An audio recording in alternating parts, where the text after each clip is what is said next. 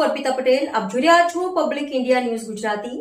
સમાચાર મળી રહ્યા છે દાહોદ જિલ્લાથી. દાહોદ જિલ્લાના લીમખેડા તાલુકાના મોટી બાંડીવાર ગામે ભીષણ આગ, એક સાથે 4 મકાનો ખાક, લાખોનું નુકસાન. દાહોદ જિલ્લાના લીમખેડા તાલુકાના મોટી બાંડીવાર ગામે આકસ્મિક રીતે લાગેલી ભીષણ આગની ઘટનામાં એક સાથે 4 મકાનો આગની જ્વાળામાં ભડભડતા બળી ખાક થઈ ગયા હતા. ઘટનાની જાણ થતાં જ સ્થાનિક ગ્રામજનોએ તાત્કાલિક ફાયર બ્રિગેડ તથા 112 ઇમરજન્સી સેવા ટીમને જાણ કરી હતી.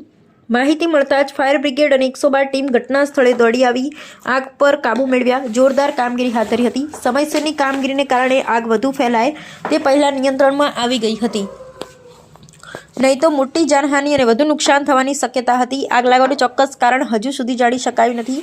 પ્રાથમિક માહિતી અનુસાર આગમાં અનાજ, ઘરવખરી, કપડાં તથા અન્ય કિંમતી સામાન બળીને રાખ થઈ ગયો છે. આ ઘટનામાં પરમાર રાકેશભાઈ, લક્ષ્મણભાઈ, અલ્પેશભાઈ, લક્ષ્મણભાઈ, બળવંતભાઈ, મોતીભાઈ અને લક્ષ્મણભાઈ મોતીભાઈના મકાનોને ભારે નુકસાન પહોંચ્યું છે. ખાસ કરીને અલ્પેશભાઈના મકાનમાં રાખેલ સોનું, ચાંદી, રોકડ રકમ, ઘરવખરી સહિત અંદાજે ₹4.50 લાખ જેટલું નુકસાન થયાનું પરિવારજનોએ જણાવ્યું છે.